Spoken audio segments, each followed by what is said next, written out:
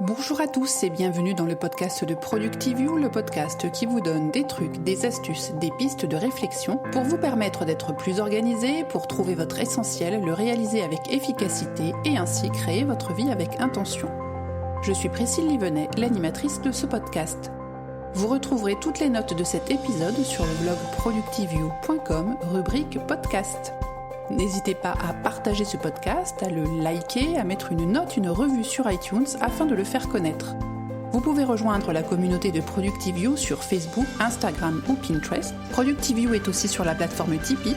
Et si vous souhaitez m'encourager, n'hésitez pas à le faire. À partir d'€1 par mois, c'est possible et je vous en remercie par avance. Bonjour Delphine. Bonjour Priscille. Je suis ravie de te retrouver et je suis ravie de te présenter à mes auditeurs puisque je renoue avec une nouvelle interview pour ce nouvel épisode de Productivio.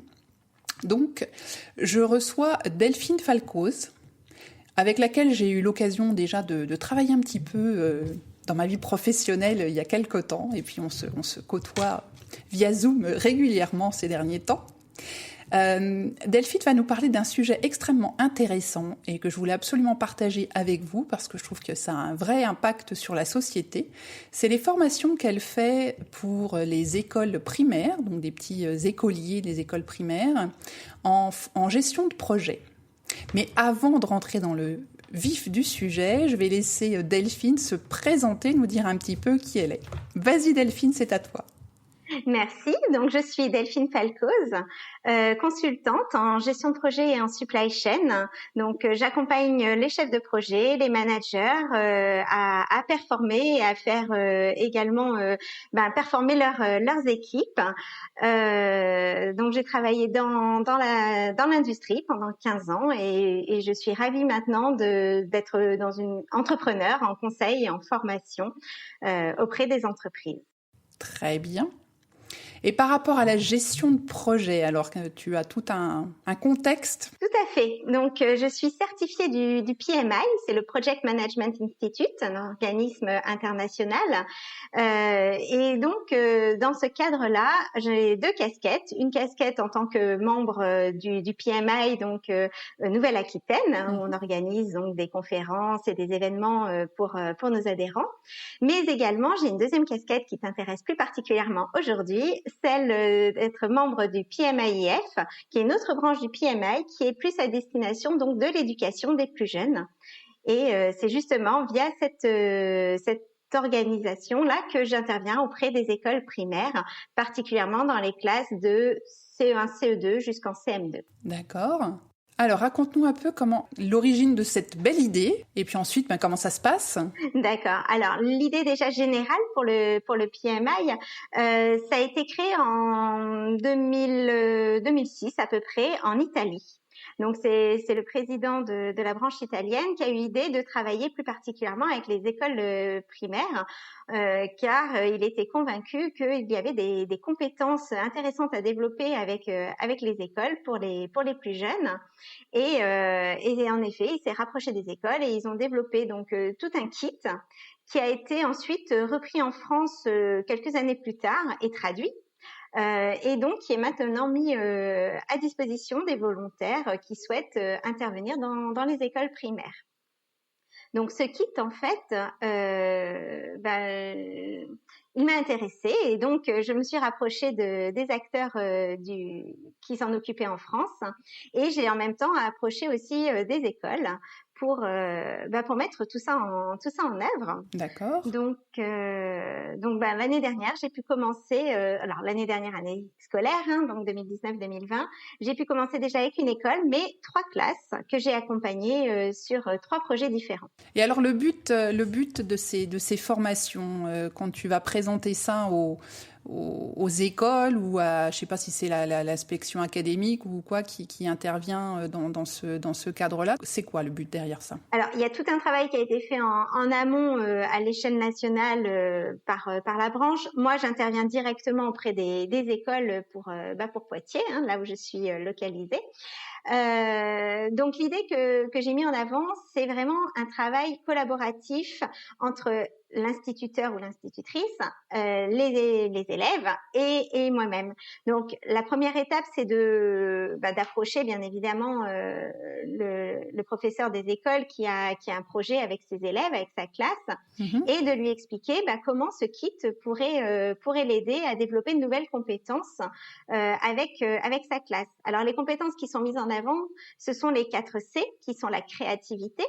Donc, on va vraiment mettre l'enfant au cœur du projet. C'est lui qui va être force de proposition, qui va émettre des idées. Donc, on en parlera certainement après. On va développer des méthodes de brainstorming, alors qu'on le représente avec d'autres noms, hein, bien sûr, mais on va pouvoir y revenir. Le deuxième C, c'est l'analyse critique. Donc, qui est un élément aussi important de développement pour ces jeunes enfants. Le troisième, qui est inhérent à la gestion de projet, c'est la coopération. On ne fait pas de projet sans collaborer les uns avec les autres. Et le dernier aspect, la communication, puisqu'elle est au cœur de tout projet.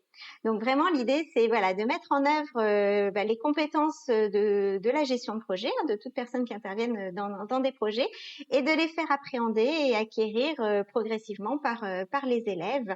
Alors, moi, personnellement, j'ai fait le choix de leur donner les mots professionnels, on va dire, au fur et à mesure. Mais évidemment, on l'approche par le jeu, par des moyens pédagogiques qui sont complètement accessibles à ces enfants. Il n'est pas du tout question de les projeter dans un monde d'adultes qui ne leur correspond pas, hein. Le but, c'est vraiment qu'ils se fassent plaisir et qu'ils acquièrent ces compétences via un projet très concret. Le but, c'est vraiment que chaque classe ait un projet. Ok, on va pas leur parler de kick-off meeting, tu as parlé de brainstorming tout à l'heure, mais on va y aller doucement, hein. Ils ont le temps quand même d'être jetés dans le grand bain des entreprises. Voilà. Ces pauvres petits. Oui, tout à fait. Même si c'est très amusant, parce qu'avec une des classes, je leur ai demandé comment ils voulaient appeler leur projet, et ils m'ont donné un acronyme justement. Et généralement, c'est la spécialité des adultes dans l'entreprise de donner des noms de projets avec des acronymes. Et j'ai vraiment été très très surprise qu'ils choisissent et me proposent spontanément cet acronyme. Donc voilà, il y a parfois des surprises. Pourquoi pas? Ça commence très tôt, visiblement. Oh oui.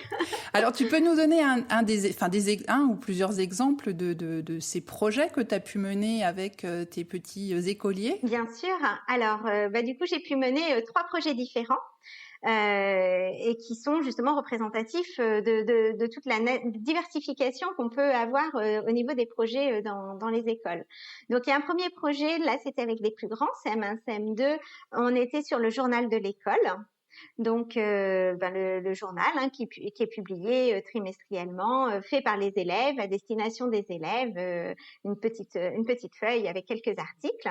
Un deuxième projet que j'ai eu, c'était une classe verte. Donc, préparation, planification de toutes les étapes pour réaliser la classe verte. Et troisième projet, c'était le projet était sur le thème de l'école écologique.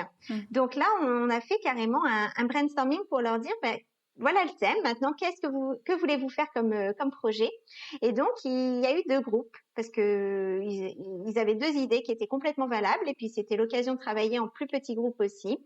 Donc, un a proposé de faire un épisode. Alors, l'émission qui leur plaît beaucoup à cet âge-là, c'est pas sorcier. Hein, je me permets de la citer.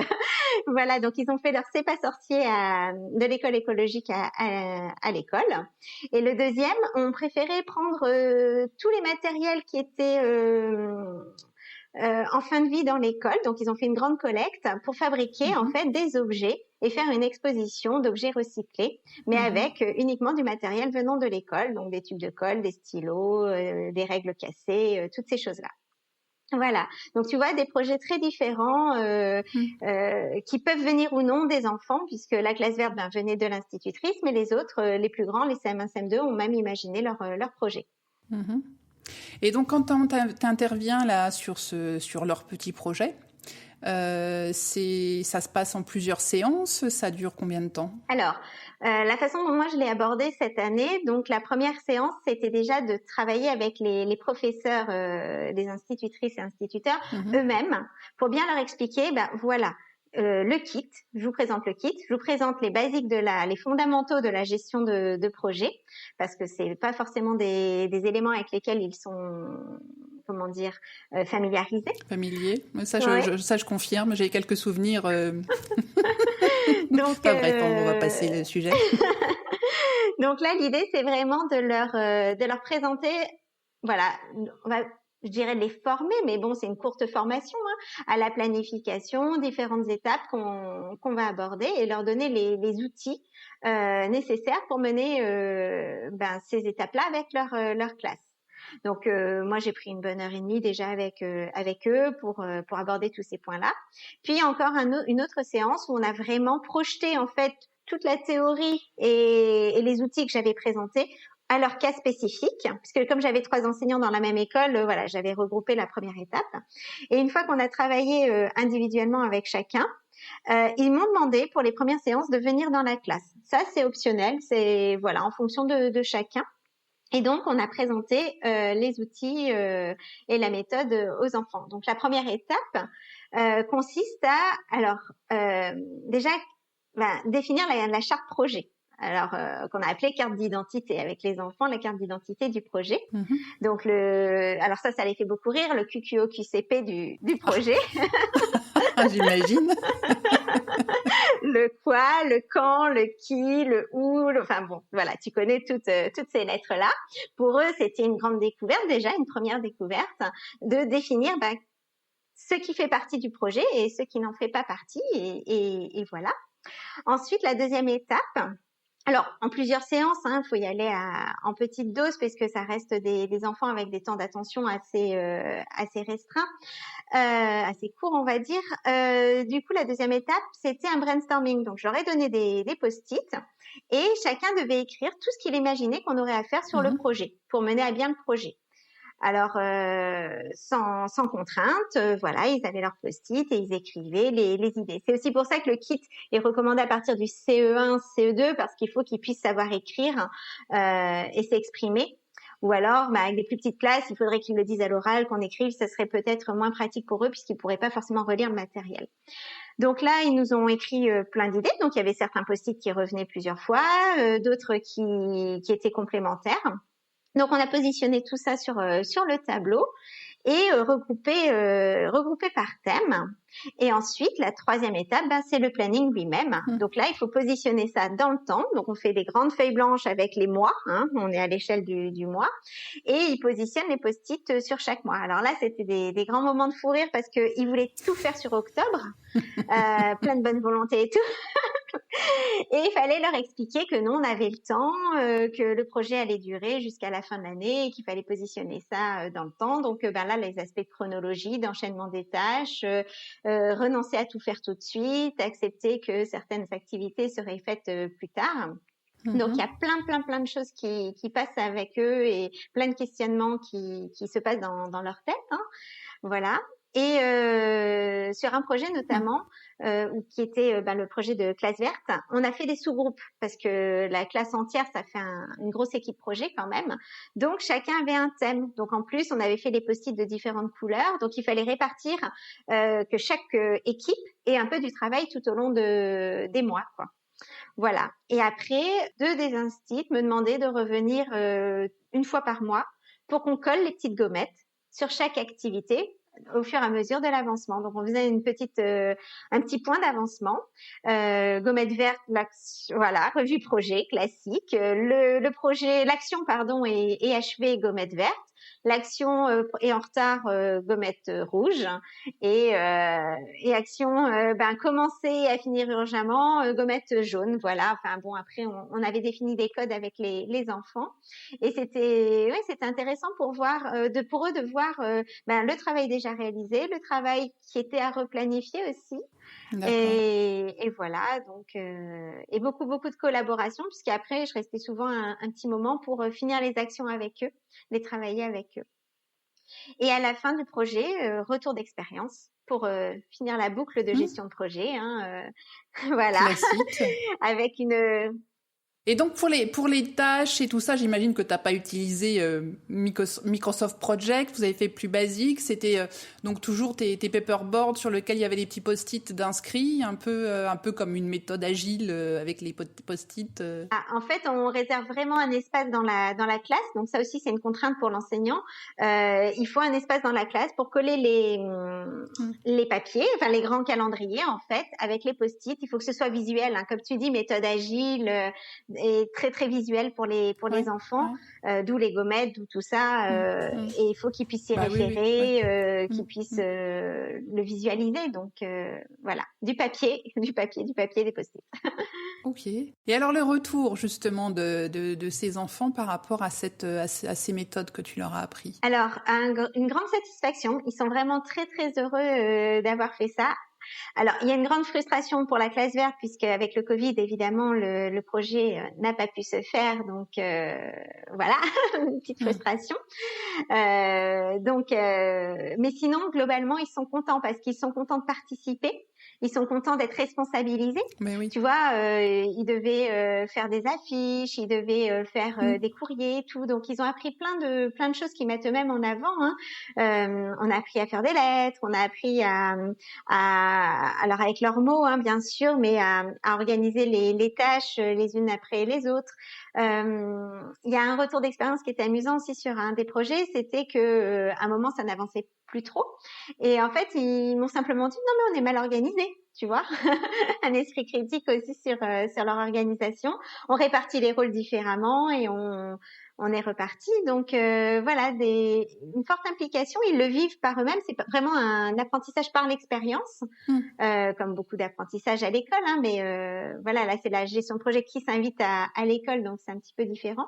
Et ils sont ravis vraiment de participer à tout ça et de jouer aux équipes projets, voilà, comme les grands.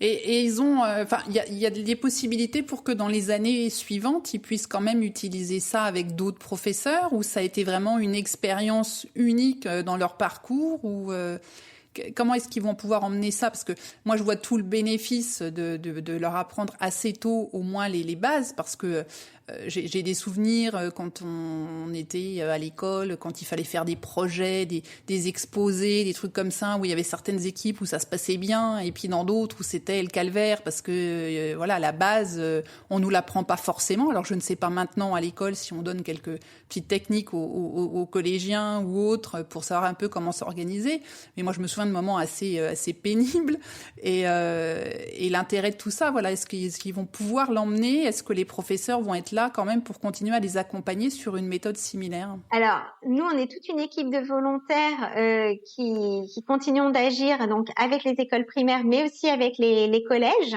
Il y a un autre kit, alors qui est un petit peu moins... qui est un peu plus évolué, on va dire, qui va un petit peu plus loin pour travailler avec les collégiens, puisque là, on a un peu plus de maturité et on peut aller plus loin aussi dans les notions.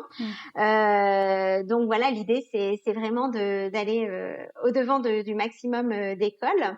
Après, je pense qu'il y a quand même de plus en plus de notions de projets à l'école. Après, est-ce qu'il y a une formation des enseignants? Ça, je suis pas au courant. Je pense qu'il y a encore des choses à faire dans ces domaines-là. J'ai aussi réalisé une petite vidéo que j'ai laissée aux enfants que j'ai accompagnés pour qu'ils puissent se souvenir aussi de ce qu'on a fait, des étapes qu'on a vues. Parce que généralement, la vidéo est un bon support aussi pour les plus jeunes. Voilà. Et les enseignants avec lesquels j'ai travaillé sont plutôt partants pour réitérer. Donc, je me dis que voilà, petit à petit, il y a sûrement moyen d'accompagner plusieurs classes sur ces aspects-là. D'accord. Non, mais je trouve que l'expérience est vraiment géniale. Et c'est vrai, quand j'ai vu passer ça dans ton profil LinkedIn il y a quelques mois, je me suis dit, oh là là, il y a quelque chose à faire, parce que je trouve ça... Non, mais très bien de commencer le plus jeune possible. Et encore une fois, avec les mots qui vont bien, la technique, on n'est pas là pour en faire des chefs de projet au bout de 6 mois, on est bien d'accord. Mais ça facilite tellement la vie quand on arrive à avoir un peu l'esprit qui nous fait penser au moins les étapes, hein, voilà, auxquelles penser passer dans sa vie de tous les jours, parce que franchement, la gestion de projet, sans s'en rendre compte, on en fait tous et tout le temps, avec plus ou moins de bonheur, fonction de son esprit de base. Mais c'est vrai que c'est super important. Et dans le même esprit, j'avais parlé dans un podcast il y a quelque temps, il y a plus d'1 an, sur la méthode GTD, donc moi j'utilise beaucoup en termes d'organisation, Oui. où David Allen et ses équipes aussi aux États-Unis font des formations, alors bien évidemment très light pour les écoliers, et ça commence depuis la maternelle, donc là jusqu'à par contre le collège ou après, même le lycée et les études supérieures. Ils ont même fait un livre très light sur la méthode GTD pour permettre aux enfants de s'organiser eux-mêmes sur leur travail scolaire, gérer leurs activités. Et je trouve que d'emmener ce genre d'activités et de techniques assez tôt dans la vie des enfants, ça peut que les aider, quoi, puisqu'on en voit combien qui sont en échec quand il faut faire un mémoire, un rapport de stage, ou parce qu'ils sont complètement saturés, et parfois on se rend pas compte que au niveau aussi des enfants, il y a beaucoup à faire, et que 2-3 petites techniques, ça mange pas de pain. C'est vrai, oui, tu as tout à fait raison. Après, je pense aussi que le fait qu'on soit des volontaires qui interviennent dans les écoles, je pense que ça marque aussi un petit peu plus les enfants, parce que quand c'est aussi une personne extérieure qui intervient et qui vient expliquer quelque chose, et en plus en disant c'est mon métier, quoi. Quelque part, il y a encore une autre approche qui fait que ça marque les enfants, et je pense qu'il leur restera aussi des choses suite à ces interventions également. Mais d'accord. Tu nous as parlé tout à l'heure d'une petite vidéo. Est-ce que c'est une vidéo qui est réservée aux écoles que tu as déjà visitées, ou est-ce qu'on pourrait la voir aussi, nous? Aucun souci, j'en ai fait cadeau au PMI justement pour pouvoir l'utiliser auprès de toutes les écoles. Elle est sur YouTube. Je te donnerai le lien avec grand plaisir. Ah c'est très gentil, ouais.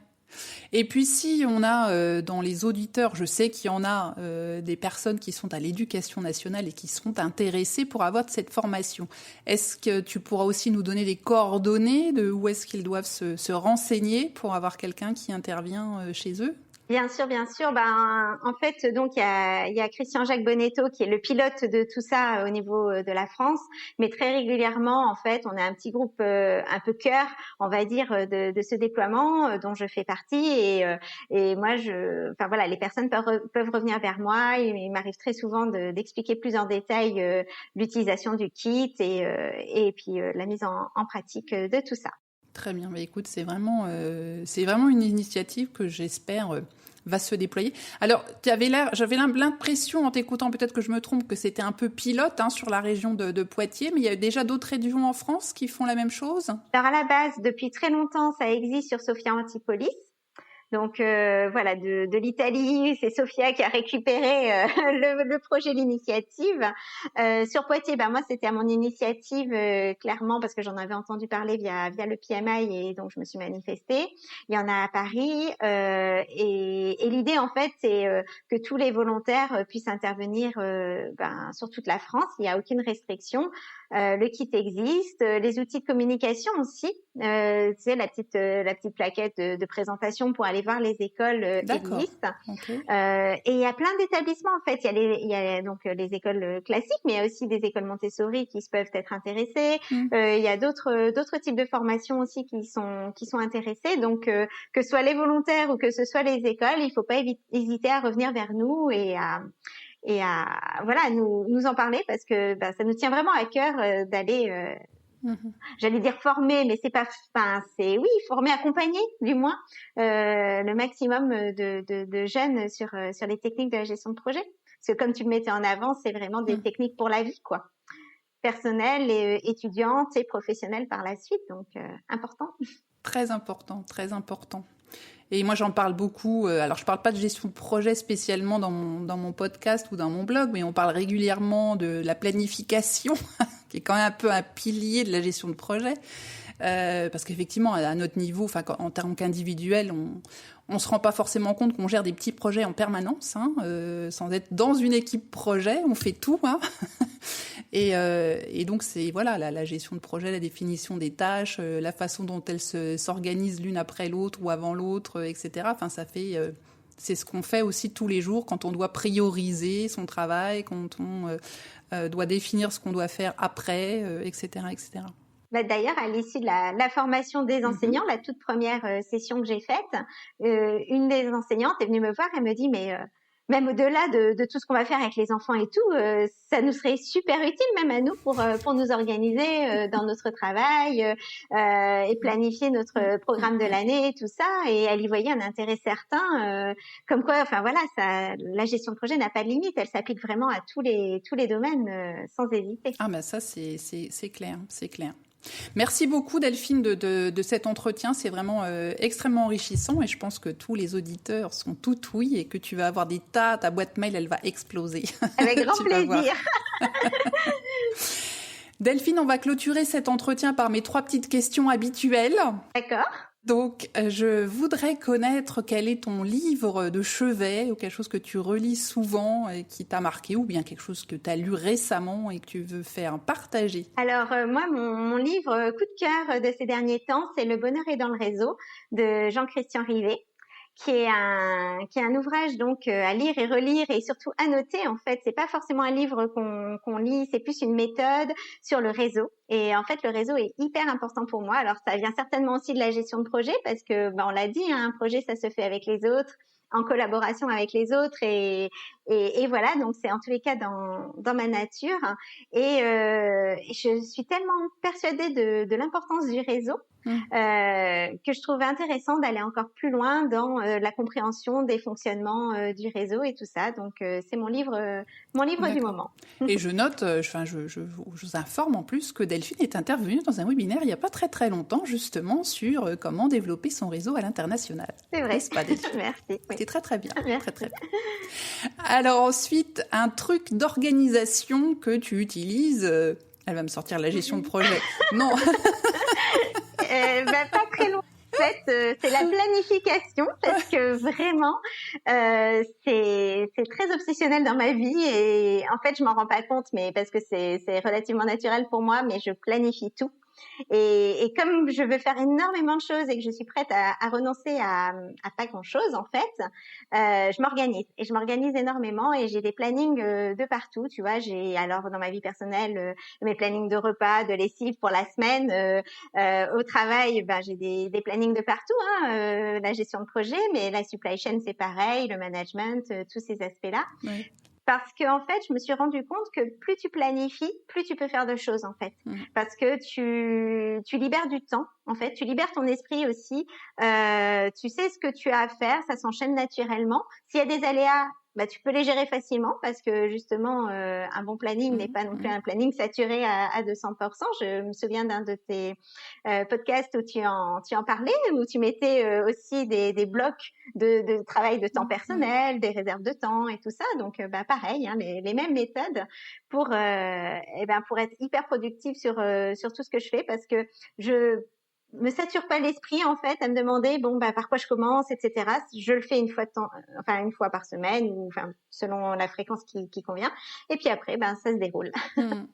Oui, alors ça c'est la planification, je disais tout à l'heure, j'en parle souvent.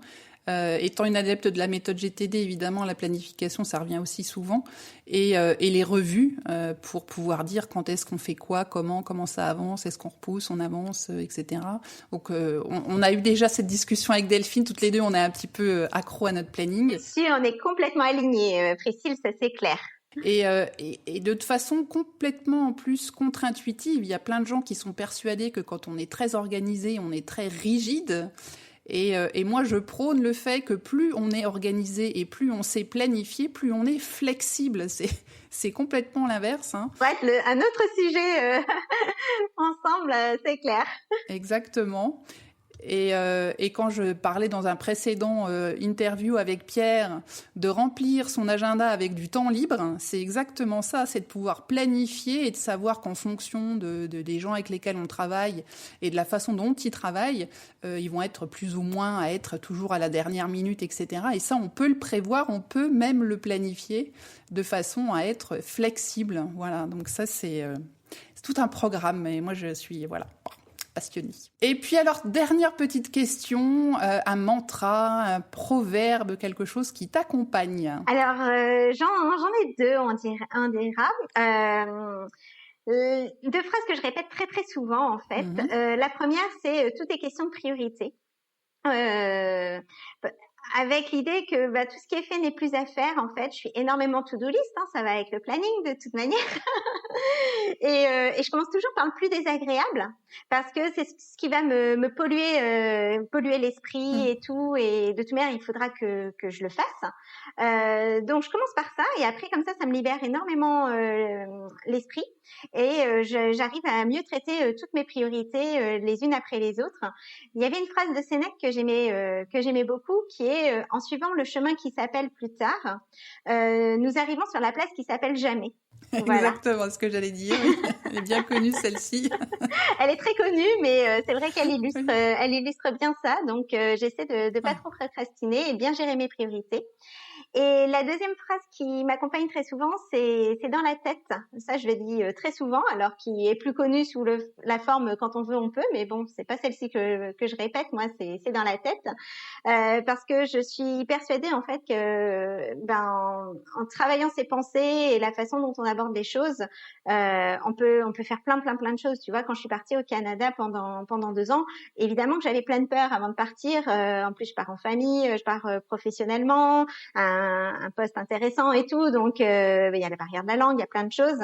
Et en fait, en se mentalisant, en travaillant vraiment ses pensées, on arrive à aller au-delà de sa zone de confort, à se challenger. Et voilà, donc je pense qu'en effet, tu vois, quand je commence à avoir trop de peur ou quoi, je me dis allez, c'est dans la tête. Tu respires, tu réfléchis à quels sont les enjeux, ce que tu veux faire, pourquoi tu veux le faire, et puis ça prend un peu de temps, mais ça se fait comme ça. Voilà. Ça repart. C'est vrai. C'est vrai que là, les pensées, souvent, c'est nos premières barrières, en fait. On est entouré d'images, de barrières qu'on n'a que dans notre tête. Voilà. Elles sont pas du tout autour de nous, elles sont juste à l'intérieur de nous, entre nos 2 oreilles. Et c'est ce qui nous coince très, très, très souvent. Donc, très, très belle phrase. Merci beaucoup, Delphine, de ce partage extrêmement intéressant. Et je pense que les auditeurs vont aussi apprécier ce moment. Donc, on te retrouve sur LinkedIn essentiellement. Oui, et puis sur mon site aussi, voilà. supproject.com, sup-project.com. Voilà. Très bien. On mettra les liens dans les notes de l'épisode, comme ça tout le monde pourra te retrouver avec ton lien aussi, ton profil LinkedIn. Et puis les liens vers la vidéo, tout ça. Je vais ça va tout être te redonner et tu pourras en faire bénéficier magnifique. tes auditeurs. Ça va être magnifique. Eh bien, écoute, merci 1000 fois, Delphine, de cet échange. Merci à toi, Priscille. C'est un plaisir d'échanger avec toi sur ce sujet qui me tient tant à cœur et je vois partagé par toi aussi. Donc, Très belle expérience. Bravo encore pour ce que tu fais de façon bénévole pour ces petits étudiants, ces petits écoliers. Et en espérant effectivement que ça fasse de très nombreuses émules partout en France et ailleurs, parce que c'est tellement important de pouvoir gérer sa vie de façon simple, en se libérant l'esprit avec 2-3 petites méthodes qui sont pas très très complexes à mettre en place. Et c'est plutôt une gymnastique d'esprit en fait à adopter. Et plus on l'apprend de bonne heure, c'est comme les langues étrangères à mon avis, plus on l'apprend de bonne heure et plus il y a de chances qu'on puisse l'utiliser longtemps et avec beaucoup de succès.